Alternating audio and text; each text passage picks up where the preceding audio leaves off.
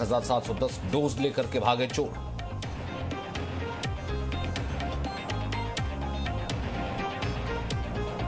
महाराष्ट्र में कोरोना बेकाबू, आज से 1 मई तक और कड़ी पाबंदियां। बेवजह घर से बाहर निकलने पर लगेगा 10,000 का जुर्माना।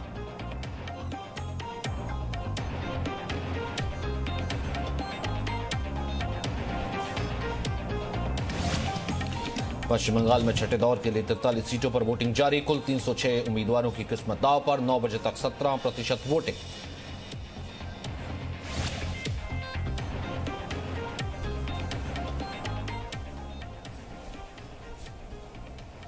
बुलेटिन की शुरुआत करते इस वक्त की 3 बड़ी खबरों से। पहली बड़ी खबर आई है जहां 24 घंटे में 3,14,000 और 835 नए मामले सामने आए हैं। ये एक दिन में दुनिया के रिकॉर्ड सबसे ज्यादा मामले हैं जो कि सामने आए हैं। पिछले 24 घंटों में 2,104 मरीजों की मौत की भी खबर है। वहीं दूसरी खबर है दिल्ली के अस्पतालों में ऑक्सीजन की किल्लत लगातार बनी हुई है। वहीं ऑक्सीजन की सप्लाई पर केंद्र को हाईकोर्ट ने फटकार लगाई है। अब दोपहर को 3 बजे दोबारा इस पर सुनवाई होनी है। वहीं तीसरी खबर सीपीएम नेता सीताराम येचुरी के बड़े बेटे आशीष येचुरी की कोविड संक्रमण से मौत की खबर है। वहीं कांग्रेस नेता और दिल्ली के पूर्व मंत्री एके वालिया की भी कोरोना से मौत की खबर है।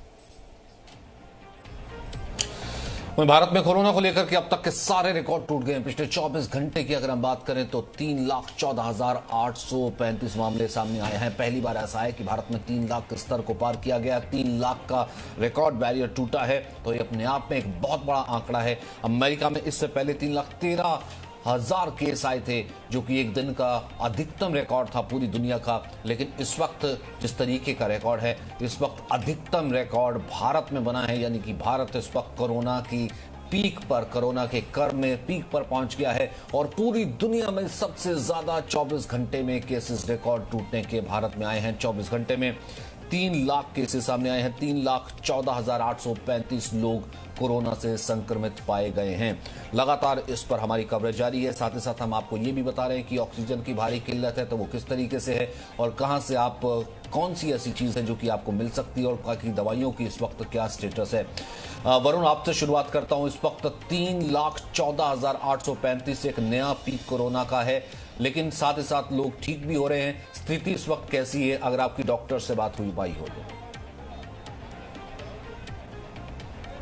जी बिल्कुल, देखिए सचिन, अगर मैं आपको हॉस्पिटल्स के बारे में बताऊं तो हॉस्पिटल्स पर बेशक जो प्रेशर है वो बहुत ज़्यादा है। इस वक्त जो मरीजों की संख्या है जो कि हॉस्पिटल में आकर भर्ती हो रहे हैं वो बहुत ज़्यादा बढ़ चुकी है, क्योंकि जो मामले हैं देख रहे हैं रोज़ रिकॉर्ड तोड़ मामले आ रहे हैं। उसके बाद अब जो स्थिति हो चुकी है वो इस तरह हो चुकी है कि अब लोग इसको संभाल नहीं पा रहे हैं, क्योंकि जो बहुत परिजन है वो परेशान नजर आ रहे हैं। क्या हुआ पूरा, अगर आप मेरे को समझाओ। अरे परेशान क्या ना, बहुत दिमाग खराब है भी। आप क्या क्या कहा आपको? आप अभी पत्थरबाजी तक आप लोग हुई तो क्या हुआ है आपको, अगर आप पूरा मेरे को केस समझाएं। मैं तो नहीं देखिए देखिए यहाँ बिल्कुल अभी इस हॉस्पिटल के बाहर एक हंगामा हुआ। वहाँ पर वो था कि क्योंकि सुबह से ही इस हॉस्पिटल के बाहर, माता चनन देवी के बाहर, कहा जा रहा है कि ऑक्सीजन की जो कमी थी वो देखने को मिलती है, बेड की कमी है वो भी इस हॉस्पिटल में चल रही है। बेशक जो दबाव है वो हॉस्पिटल्स पर है, पर अभी भी लोगों को वो पूरी तरह से जानकारी नहीं मिल पाती। अपने परिजन को लेकर आते हैं, बेड मिलेगा नहीं मिलेगा, क्या ऑक्सीजन का बेड है, आईसीयू का बेड है, हर लोगों को इस तरीके की जानकारी नहीं हो पाती है। वो परेशानियां इस वक्त ग्राउंड पर ऊपर आ रही हैं, क्योंकि अभी भी कोई उनको ये बताने वाला नहीं होता है कि उनको कहां कब किस समय पर सही जगह पर होना चाहिए। यही समस्या इस वक्त ग्राउंड पर देखने को मिल रही है। ऑक्सीजन की कमी होती है, प्राइवेट वेंडर से मंगाया जाता है, टैंकर नहीं पहुंच पाता है, 40 मिनट की बची है, ये सुनकर उनके परिजन आते हैं, वो परेशान होते हैं। तो ग्राउंड पर इस वक्त यही है कि लोगों को पूरी जानकारी नहीं मिल पा रही है। हम लगातार कोशिश कर रहे हैं कि वो जानकारी हम अपनी तरफ से दे पाए, लेकिन वहां ब्लैक मार्केटिंग का है। यहाँ पर जो रेमडेसिविर का इंजेक्शन है वो 30,000 में खरीद के लोग पहुंच रहे हैं और इसी हॉस्पिटल में लगवा रहे हैं। उनका कहना है कि कोई व्यक्ति आता है आर के पुरम में बाइक पे, हमें वो दे के जा रहा है। तो आप सोचिए वो काला बाजारी अब तक चल रही है। वो लोगों के लिए जो मुश्किलें हैं वो इस वक्त हर तरफ से हैं। आप पहली स्टेप से उठाएंगे, वहां पर भी आप जाएंगे तो बेड नहीं मिलता है, बेड नहीं मिलता है तो वेंटिलेटर नहीं मिलता है, वेंटिलेटर नहीं मिलता है तो अगर हॉस्पिटल के अंदर है तो उनको पता ही नहीं है कि 3 दिन पेशेंट कहाँ है। तो ये सारी समस्याएं लगातार हॉस्पिटल्स पर हैं, उन पर प्रेशर है, लेकिन वो वरना जिस तरीके से लोग फ्रस्ट्रेट हो रहे हैं, लोगों में इतनी ज्यादा निराशा है कि हमें कोई बताने वाला नहीं है। जानकारी हम जुटाएं तो किस तरीके से जुटाएं। राजू राज, वहां पर जहां पर आप मौजूद है, कुछ और लोगों से बात कीजिए और वहां के हालात कुछ और बताइए। सचिन, यूसुफ सराय में हूँ और यूसुफ सराय दवाइयों का हब माना जाता है। कोई दवाइयाँ अगर कहीं आपको नहीं मिलेगी तो यूसुफ सराय में मिल सकता है। यहाँ पर दिक्कत है दवाई दुकान के आगे, हालांकि अभी पूरी दुकानें नहीं खुली है, मार्केट नहीं खुला है, लेकिन लोग लाइन लगा के हुए खड़े हुए हैं। उनसे भी कुछ चल रहे हैं। भैया, आप किस चीज़ का दवाई लेने आए? कोविड की दवाई लेने आए। कोविड की दवाई क्या नहीं मिल पा रहा है? ये लिखा हुआ है भैया इस पे। भैया, जो दवाई है ये लेके आए हैं, क्या वो है आप लोग के पास उपलब्ध? ये रेमडेसिविर जो है वो नहीं उपलब्ध हो पा रहा है भाई, ये उपलब्ध नहीं हो पाएगा। ये आप ये पता कीजिए। तो इंजेक्शन लेने के लिए यहाँ पर लोग आ रहे हैं, आप इंजेक्शन लेने के लिए आए? Yes sir. मिल रहा है? नहीं, कहीं अवेलेबल ही नहीं हो पा रहा। ब्लैक चल रही है सर इसकी, तो 900 रुपये का इंजेक्शन 25-25 हज़ार के मिल रहे हैं। कहाँ कहाँ पे आप गए इंजेक्शन के लिए? सर एक ग्रीन पार्क में क्या कहते हैं स्टॉकिस्ट है, वहाँ पता कर रहा हूँ, वहाँ बहुत लंबी लाइन है। तो सर यहाँ नॉर्मली शॉप्स पे पता कर रहे हैं तो नहीं अवेलेबल हो रहा। तो सचिन ये दिक्कत है, जो लोग को डॉक्टर प्रिस्क्रिप्शन में लिख रहे हैं रेमडेसिविर, वो जगह जगह पर दूर दूर पर हर एक दवाई दुकानें पे भटकने को मजबूर है, क्योंकि उनको ये पता नहीं कि दवाइयाँ कहाँ मिलेगी। जहाँ जहाँ पर शिविर लगाए गए वहाँ पहुँचते वहाँ लंबी लाइन है, वहाँ पर स्टॉक नहीं है। तो ये दिक्कत यहाँ पर आई है। जो कोविड से फेविफ्लू की है वो यहाँ पर नहीं मिल पा रहा है क्योंकि उसकी सप्लाई कम है। अगर जो केमिस्ट दुकानदार है उनका कहना है कि अगर उनको 10 पत्ते की ज़रूरत है तो उन्हें डिस्ट्रीब्यूटर से 2 ही पत्ता मिल रहा है। ऐसे में जो कस्टमर हैं वो घूम रहे हैं। कई ऐसे लोग हैं जो होम आइसोलेशन में रह रहे हैं, वो दवाइयाँ लेने के लिए मार्केट में आ रहे हैं तो उनको दवाइयाँ नहीं मिल पा रही। ये हालात राजधानी दिल्ली की और पूरे इस मार्केट में कई दुकानदारों से भी हमने बात की, पूरे मार्केट में ये प्रॉब्लम है। और आपने देखा जब हम लाइव बात कर रहे थे तो लोगों का कहना है कि वो इंजेक्शन के लिए हर एक दुकान भटक रहे हैं, जबकि ये पता है कि ये सिर्फ सरकारी कोटे से ही मिल सकता है, केमिस्ट दुकान से नहीं मिलेगा। उसके बावजूद ये अपने पर्चे लेके तमाम दवाई दुकान में उन्हें बताने वाला कोई नहीं है। तो ये एक सबसे बड़ी प्रॉब्लम यहाँ पर दिख रही है राजधानी दिल्ली में। प्रिस्क्रिप्शन लेकर के जा रहे हैं तब नहीं मिल रहा है दवाइयों की दुकानों में। दवाई वालों का कहना है कि पीछे से दवाई नहीं आ रही, ये इतनी किल्लत है तो सुनिश्चित कौन करेगा? सुनिश्चित कहीं ना कहीं केंद्र सरकार ही करेगी। खैर फिलहाल ये कहा जा रहा है कि वो भी युद्ध स्तर पर लगी हुई है, लेकिन ऐसे में फिलहाल अभी हालात सुधरते हुए तो नहीं नजर आ रहे हैं। ब्रजेश, एक रिएक्शन आपसे और वहां पर जो मौजूद लोग हैं आपसे ले लेते हैं और फिर उसके बाद जयपाल आप बताइएगा। ब्रजेश। देखिए सचिन, जो स्थिति है यहाँ पे बार बार जी न्यूज़ अपील कर रहा है कि पैनिक में ना आए, क्योंकि स्थिति जो है बिल्कुल पुरानी स्थिति नहीं है, स्थिति विपरीत है, लेकिन लोग पैनिक में नहीं आए। और यहाँ पे देखिए, यहाँ पे ऑक्सीजन रिफिलिंग सेंटर है और सरकार ने यहाँ पे एक मजिस्ट्रेट की बहाली कर दी है। और मजिस्ट्रेट साहब का कहना है कि कई लोग फ़ोन कर रहे हैं स्टॉक रखने के लिए, इस तरीके से बातें आ रही हैं। कुछ लोग तो बोल रहे हैं, लेकिन पैनिक होने की ज़रूरत नहीं है। टैंकर अभी भी देखिए, एक टैंकर आया हुआ है, पर डे अल्टरनेट हमारा जितना रिक्वायरमेंट है लिक्विड आ जा रहा है। और डीएम सर इतना व्यवस्था कर दिए हैं कि अब कोई फ़ायदा ही नहीं है, कि किसी को स्टॉक करने की ज़रूरत ही नहीं है।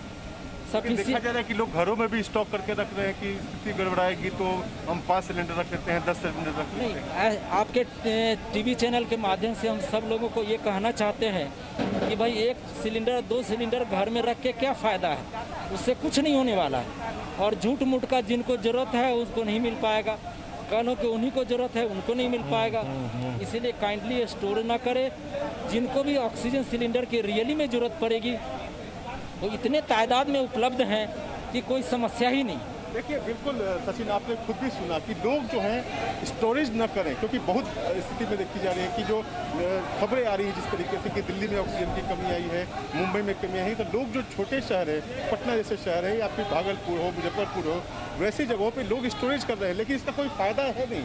आप इस तरीके से सिलेंडर आप देख सकते हैं कि अगर आप 5 सिलेंडर घर में रख भी लेते हैं तो कितने देर तक चलेगा, मान लीजिए कि नहीं, लेकिन इस आपदा के वक्त में जिस तरीके की स्थिति है, आप स्टोरेज करके ब्लैक मार्केटिंग करके उस पैसे का कीजिएगा भी तो क्या कीजिएगा? किसी की जान से खिलवाड़ करके या किसी की जान पर बनाएगी और आप उन पैसों की अगर कालाबाजारी करते हैं तो जाहिर सी बात है इससे बुरा कहीं ना कहीं, इससे घिनौना काम तो कहीं ना कहीं कोई नहीं हो सकता। जयपाल, एक रिएक्शन आपका ले लेते हैं, फिर उसके बाद राजीव रंजन आप वहां से ऐड कीजिएगा। जी देखिए सचिन, जो स्थिति है वो अच्छी नहीं कही जा सकती, क्योंकि इस वक्त पूरे प्रदेश के अंदर में 1,76,000 कुल एक्टिव केस मौजूद हैं। कल का आंकड़ा 23,558 का था, 116 मौतें थी। इन 23,558 में 13,000 से ज्यादा केसेस सिर्फ बेंगलुरु से हैं और बाकी 10,000 केस प्रदेश के दूसरे हिस्सों से हैं। 70 मौतें बेंगलोर के अंदर में हुई हैं। जो जानकारी है, जो स्थिति है कर्नाटक की, फिलहाल अगर दवाई की बात करें या ऑक्सीजन की बात करें तो ऐसा नहीं है कि स्थिति बहुत ज्यादा खराब है, लेकिन जानकारी का अभाव है लोगों के पास। लोगों को ये नहीं पता कि वो अप्रोच करें तो कहां करें, और इसी की वजह है कि प्राइवेट प्लेयर्स जो हैं इस पूरे फील्ड के अंदर में वो इसका फायदा उठा रहे हैं। इस वक्त व्हाट्सएप के अंदर में ऐसे कई तरह के मैसेजेस फ्लोट कर रहे हैं जहां पर एम्बुलेंस के नंबर दिए गए हैं, एम्बुलेंस के साथ अगर आपको ऑक्सीजन चाहिए तो उसके नंबर दिए गए हैं। एक पत्रकार के तौर पे जब मैंने कल उन नंबरों पे फोन किया और ये जानने की कोशिश की कि क्या ये नंबर वास्तविक है, तो कुछ हमें वास्तविक नंबर मिले, जेन्युइन मिले, लेकिन वो ये जानने के बाद कि हम न्यूज चैनल से हैं, वो अपना रेट नहीं बता रहे हैं। जाहिर है 3 का 13 वो वसूल कर रहे हैं इस वक्त में, जबकि इस वक्त महामारी के वक्त में जब हर आदमी को दूसरे आदमी के मदद के लिए आना चाहिए, वो चीजें नहीं हो पा रही है क्योंकि जानकारी का अभाव है। राज्य सरकार ने अपनी तरफ से नंबर जारी किए हैं, जैसा मैंने बताया कि ऑक्सीजन को लेकर के और रेमडेसिविर को लेकर के जो नंबर जारी किए हैं, वहां पर ड्रग कंट्रोलर बैठाए हैं, 3 शिफ्ट के अंदर में बैठाए हैं। जो टोल नंबर दिया, जो नंबर दिया गया है उसको एक बार में 10 कॉल रिसीव कर सकता है। जिस किसी व्यक्ति को भी की आवश्यकता हो वो डायरेक्ट कॉल करे, अपना पूरा डेटा मरीज का अपना साथ रखे, वो उनसे सारी जानकारी हासिल करने के बाद वो आपको न सिर्फ ऑक्सीजन उपलब्ध कराएंगे बल्कि मेडिसिन भी उपलब्ध कराएंगे।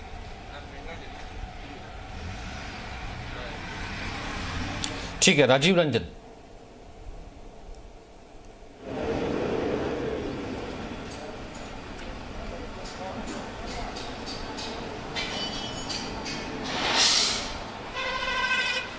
राजीव, आप तक आवाज पहुंची? जी सचिन, बताएं, आप कुछ कहना चाहते हैं? जी जी जी, आप वहां से हमें कुछ और लोगों से बात कीजिए, कुछ और रिएक्शन बताइए, क्योंकि मैं एक बार फिर से बताता चलूं कि हमारी कोशिश यही है कि लगातार जानकारी उपलब्ध करवाई जाए कि दवाइयां मिल रही हैं तो कहां मिल रही हैं, कहां से आप ले सकते हैं, और किल्लत है तो किन चीजों की, ताकि ज्यादा से ज्यादा उस किल्लत को दूर किया जा सके। बोलिए राजीव रंजन। जाहिर है सचिन कि जिस तरीके से मैंने बताया कि मैं जिस ऑक्सीजन प्लांट पे हूँ, यानी यहाँ से जो नासिक के हॉस्पिटलों पर ऑक्सीजन सप्लाई किया जाता है, फिलहाल ये प्लांट अभी खाली देख रहे हो, क्योंकि यहाँ जो गैस नहीं होने की वजह से इन्हीं के दूसरे प्लांट पे शिफ्ट किया गया है। यानी तकरीबन ये लगभग 80% जो गैस है ये यहीं से नासिक के हॉस्पिटलों को यहाँ देते हैं। इन्होंने आसपास तौर पर यह कह दिया कि लगभग 2 बजे के करीब जो यहाँ लिक्विड गैस का जो टैंकर आएगा उसके बाद से ही यहाँ गैस दिया जाना संभव है। हालांकि फिलहाल ये कई अपने दूसरे सोर्सेज से जो जरूरतमंद है, यानी जो घरों में आइसोलेशन है और उनको ऑक्सीजन की जरूरत है, उसकी मदद जरूर कर रहे हैं। जिस तरीके से यहाँ तस्वीरें आपने देखा होगा कुछ देर पहले, जो भीड़ लगी हुई थी वो साफ साफ दिखाई दे रही थी कि आखिर यहाँ कैसे हालात हैं नासिक शहर के, और लोग किस तरीके से ऑक्सीजन के लिए, ऑक्सीजन सिलेंडर के लिए पूरी तरह से बेचैन हैं कि उन्हें अगर एक सिलेंडर मिलता है तो कम से कम 3 से 4 घंटे अपने जो पेशेंट है उसे बचा सकते हैं। हालांकि जो सैचुरेशन स्थिति है उसे बहुत कम mld तक वो दिया जा रहा है, यानी जो ऑक्सीजन की जो मात्रा है वो बहुत थोड़े दी जा रही है, क्योंकि ऑक्सीजन सिलेंडर कम होने की वजह से हॉस्पिटलों के हालात, कई हॉस्पिटलों के हालात जो हैं महज 3 से 4 घंटे तक वहाँ ऑक्सीजन बचे हुए हैं। वहाँ जो पेशेंट्स हैं, जो वेंटिलेटर पे हैं, जो ऑक्सीजन पर हैं, उनका भी सैचुरेशन लेवल काफ़ी नीचे आ जा रहा है, लिहाजा दूसरी दवाओं का भी सहारा लिया जा रहा है। लेकिन ये जरूर किया जा रहा है कि प्रशासन की तरफ से अभी तक ये जानकारी यही दी गई है कि ऑक्सीजन को मुहैया करा दिया जाएगा, लेकिन 2 बजे तक इंतजार करना होगा। लेकिन ये इंतजार की अवधि लंबी हो सकती है, क्योंकि अभी तक जो इन प्लांटों पे ऑक्सीजन नहीं आया है। अगर ऑक्सीजन आता है तो इन प्लांटों को सिलेंडर को रिफिल करने में लगभग 3 से 4 घंटे का समय लगता है। उन समय के अंतराल में अगर स्थिति कोई भयावह हो जाती है तो कहना बड़ा मुश्किल हो सकता है कि स्थितियां किस तरह से बेकाबू हो सकती है। लेकिन ये जरूरी है कि पूरी तरह से कंट्रोल करने की कोशिश की जा रही है। जो सैचुरेशन लेवल है उसे बहुत कम करने की कोशिश की जा रही है, यानी हर किसी के जान बचाने की भरपूर कवायद चालू है।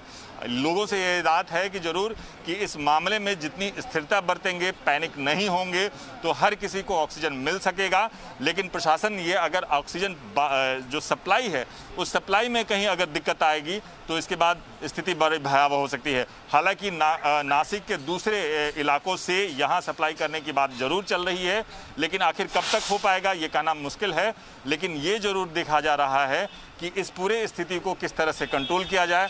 प्रशासन अलग अलग स्तर पर मीटिंग का दौर चल रहा है।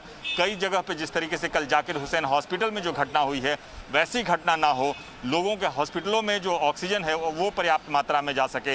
लोगों से ये भी आगाह किया जा रहा है कि आप घरों में बेवजह सिलेंडर ना रखा करें। अगर आपके घर में ऑक्सीजन की किल्लत, ऑक्सीजन मिल नहीं रही है, लोग कुछ भी देने को तैयार हैं। दूसरी तरफ देखिए कल कैसे लीक हो गई और 22 लोगों की, अब तो 24 लोगों की उसमें उनका देहांत हो गया था, मौत हो गई थी।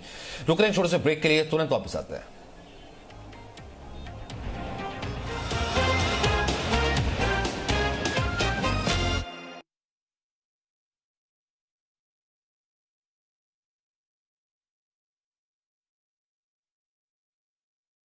हिस्सा बन गए हैं। दरअसल जब तक आधुनिकीकरण और विकास की तेज हवा असम के अंदरूनी इलाकों में नहीं बहेगी, तब तक अलगाववादी गुटों को ऐसी लड़कियां आसानी से मिल जाएंगी जो हथियार उठाने के लिए तैयार हैं। स्मिता प्रकाश, जी न्यूज़, गुवाहाटी।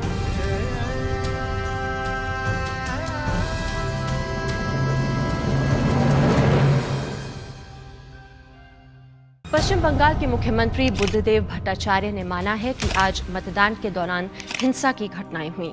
वहीं जगत दल विधानसभा के गारुलिया क्षेत्र में वाम मोर्चा और तृणमूल कांग्रेस के कार्यकर्ताओं के बीच संघर्ष में घायल हुए एक व्यक्ति ने दम तोड़ दिया। मालदा में भी पुलिस को गोली चलानी पड़ी।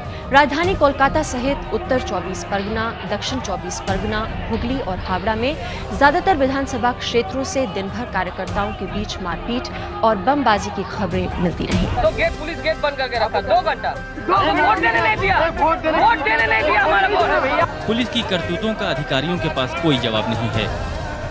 कोलकाता में चुनावी धांधली के दर्जनों मामले सामने आए हैं और आश्चर्य ये है कि गुंडे बदमाशों के साथ साथ पुलिस ने भी इसमें भूमिका निभाई।